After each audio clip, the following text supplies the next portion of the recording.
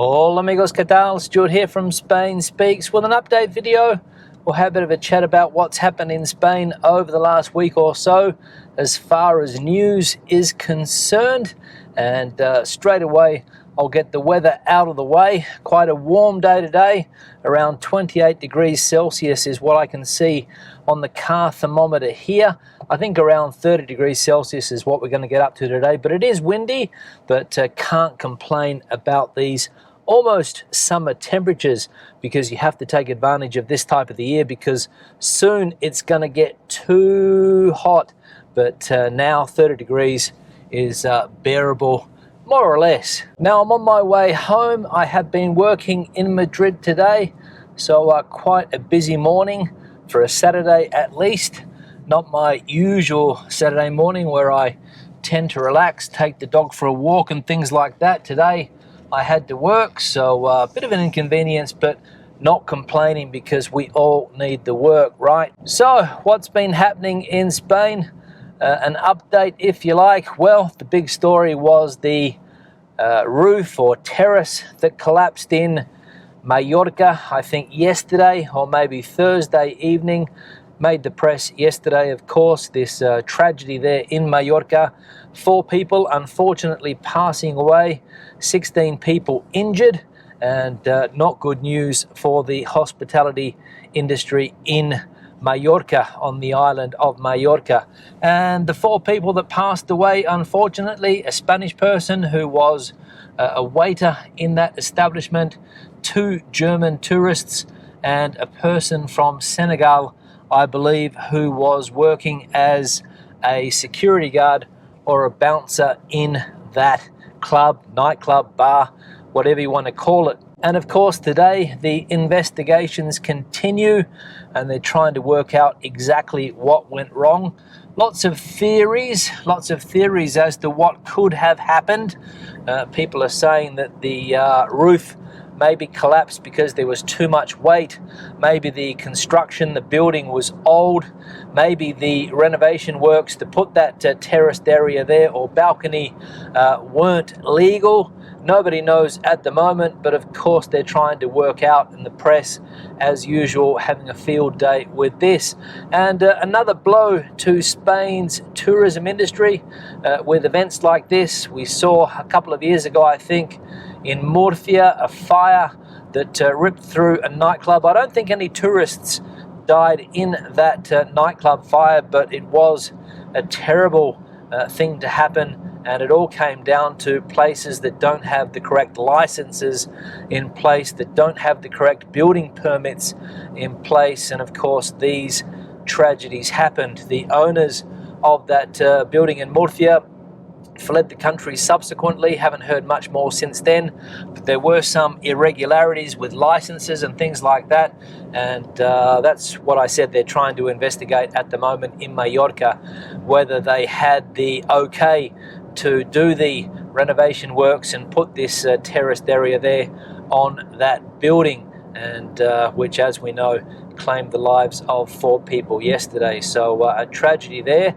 And the international press, of course, has picked up on this, as you can expect they would. Headlines in both the British press and the German press about this event, because as we know, the Spanish tourism industry has been in the spotlight recently. Lots of negative press surrounding the Spanish tourism industry, and of course events like this are going to make headline news in countries like Germany, in countries like England, and of course here in Spain, where it has also been front page news. So we'll see what happens, if everything was in order in that building as far as permits are concerned, and see if there were irregularities with the building works, with the permits and all of those things, but try to avoid tragedies like this in the future, where a roof collapses or a terrace collapses on top of people. Now, the news story which has been dominating headlines in Spain and also Argentina over the last week or so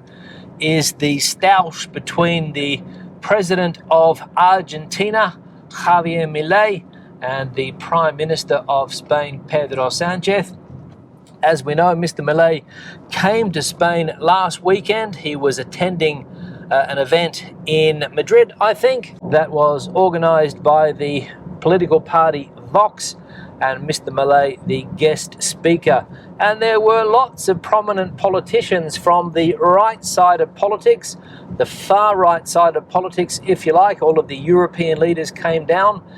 For example, Ms. Le Pen from France and other leaders coming to this Vox event, and Milei was the main speaker there, and people came to see Mr. Milei, the Argentine president.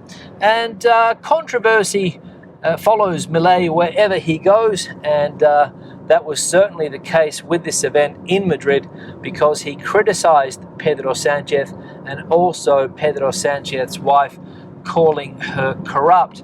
And as a result, a diplomatic crisis has followed. Spain cutting relations with Argentina, recalling the ambassador in Buenos Aires that Spain has down there, and this is a diplomatic crisis that I don't think the countries of Spain and Argentina have had before. I could be wrong. If I am, please let me know in the comment section, but I think this is the most serious crisis between the two countries. And as we know, similar countries in the sense that they both speak Spanish, Spanish-speaking countries. Obviously, there is a big Spanish influence in Argentina, also an Italian influence there as well. The history of the country of Argentina, obviously with those Spanish origins, and it is a country that I think Spain likes to keep on side. And as I said, relations between the two countries have been good up until now. Now, there's a bit of confusion as to who started this stoush or fight, if you like. 3 weeks ago, maybe 2 weeks ago, a minister here in Spain called Mr. Milei basically a drug addict, and that of course set off a diplomatic scandal as well, or a diplomatic crisis.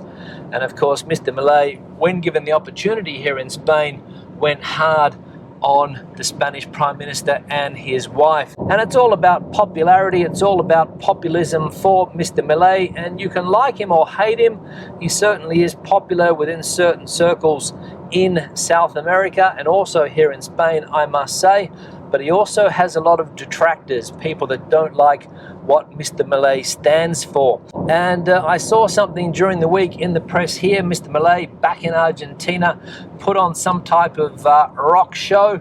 I think it was a speech that he was giving to his faithful down there in Buenos Aires, but he came out with a band and started singing rock songs. So I don't think we've seen a leader like Mr. Milei for a long, long time. And I'm going to be honest, let's hope that people like Mr. Milei stay in South America and we don't get similar politicians here in Spain and also in the European Union, because I don't know what the future would hold if we had politicians like that. But as I said, he has his supporters, he has his detractors. So if you like him, fantastic. But I think a lot of people worried about the future of Argentina and the Milei effect, because basically it's unknown. Now, when it comes to Argentina, I have had experience in that country. I traveled there many, many years ago, back in the 1990s, had a wonderful time. I think it was around 1995 that I visited Argentina, and my experience there is that it is a fantastic country. People were very, very friendly. It had a lot of things going for it back then, except for the economy, which is still one of the big problems that Argentina has now. They haven't been able to work their economy out in that time since then, and that's what creates political instability, not having a very strong economy, in my opinion, and gives rise to people like Mr. Milei. Because leader after leader in Argentina have promised the world but have delivered very little. And the country, unfortunately for the people of Argentina, continues to have serious economic issues, especially when it comes to inflation and general workings of the economy. And the final thing that caught my attention this week, one of the former Spanish Prime Ministers, Felipe González, appeared on a television program earlier in the week called El Hormiguero, which basically translates into the Ant's Nest, a very popular television show here in Spain. And he gave his opinion about the current government, the current leader, and also the state of politics here in Spain. And let's just say he was not very happy with what is going on. Felipe González, for people that know Spanish politics, was a leader back in the 1980s. He is the longest serving prime minister that Spain has seen. I think 13 years he was in power. He won election after election after election with usually an absolute majority. Politics in Spain was different back then, and I think one time he didn't win with an absolute majority, and that of course led to his demise in Spanish politics. And of course after him came Aznar, then Zapatero, then Rajoy, and the current government that we have with Pedro Sánchez as leader. So Mr. González, not happy with the way Spain is going. He made some interesting points about the Spanish constitution, how it needs to be respected. He spoke about this amnesty law, which is expected to be passed soon here in Spain, that will give fugitive Puigdemont the chance to come back to the country without any charges or without any problems with Spanish justice. So he was critical of that. And he also said that it's difficult to have a plan for a country if you don't have everybody on board. And he said one of the big problems here in Spain at the moment is that more than 50% of the population did not vote for the current Prime Minister, Pedro Sánchez. And it's very difficult to have, as I said, a common plan to take the country forward if not everybody is on the same page or respects the Prime Minister, and that's definitely the case in Spain at the moment. And Pedro Sánchez, you get the impression that he only talks to his supporters. He doesn't talk to the country as a whole. Another thing that he mentioned is that Spain, in his opinion, is a lot better today than it was back in the 1980s or 1990s.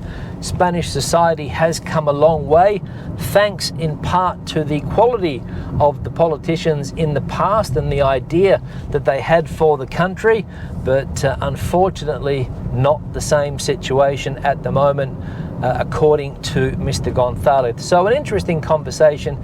If you have the chance to see some of the clips on YouTube, check that interview out with Felipe González and the interviewer on El Hormiguero, Pablo Motos. Now on that note, I'm going to wrap the video up. Questions and comments, please leave them in the section below. If you have anything to add to the conversation today, please, the comment section is the place for you.